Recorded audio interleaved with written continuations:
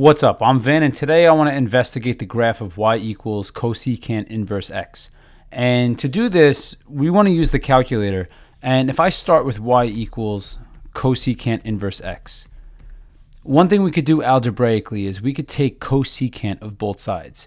So this has the same meaning as if y equals cosecant inverse of x, I could say that cosecant of y is equal to x. And the algebra that I'm doing is I'm just taking the cosecant of both sides.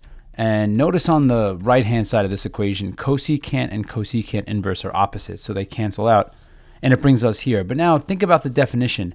Cosecant is the reciprocal of sine.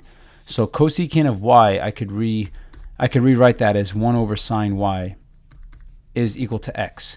And if I call this x over 1, now I could just take the reciprocal of both sides. And 1 over sine y, if I take the reciprocal, just gives me sine y. And if I take the reciprocal of the right side, that gives me 1 over x.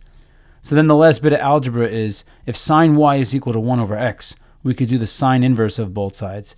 And if we do sine inverse of both sides, that's going to give us y equals sine inverse of 1 over x. So this is the function that we're actually going to type into the calculator. So now let's go ahead and use the technology here. Make sure that you're in radians, and we're going to go to y equals. And we're just going to type in the equation we found before doing the algebra.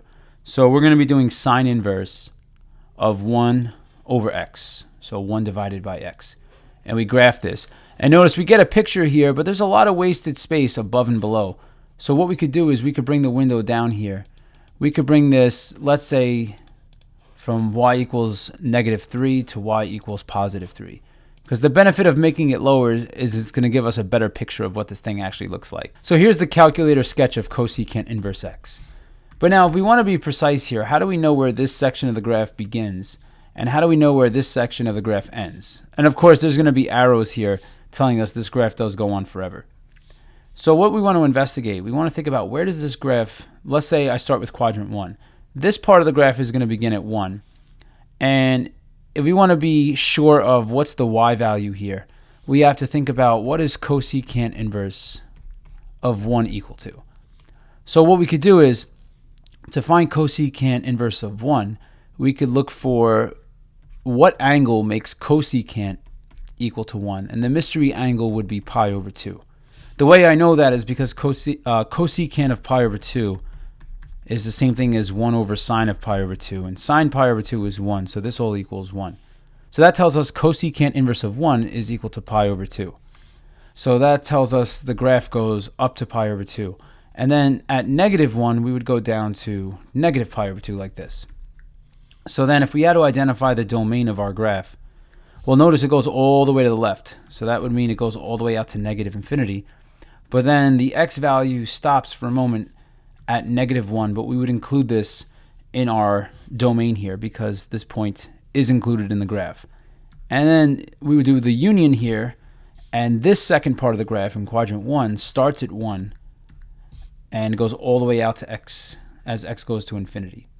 So here's our domain, and if we want to find our range, well, here what we have to think of, what is the highest and lowest y value on the graph for each section of the graph. So if we notice here, this part of the graph, it looks like we're going all the way down to -pi over 2. But then where are we headed? This part of the graph is heading closer to y equals 0. See, it's heading closer to the x-axis, and any point on the x-axis has a y value of 0. So we're heading up to 0, and we would unite this with the second part of the graph, where for the second part of the graph, what it looks like, and we'll write it a little bit different here, this part of the graph goes all the way down to almost 0, but we have a horizontal asymptote on the x-axis. So we could say here we have a horizontal asymptote on the x-axis, or the line y equals 0. So that means the lowest y value here is approaching 0, but the highest y value on this part of the graph is pi over 2. So here would be our range. And a little bit of a bonus detail, just know that this domain and range, if you were to look at a graph of y equals cosecant of x, the domain and range of this function would essentially be the flip of the domain and range of the one we just looked at. So without doing much thinking, I would be able to say that the domain of cosecant x goes from negative pi over 2 to 0, not including 0, and then union from 0 to pi over 2, including pi over 2. And then the range of cosecant would be the domain of cosecant inverse, and that would go negative infinity to negative 1, including negative 1, and then union 1 to infinity, but obviously not including infinity because infinity is not a number.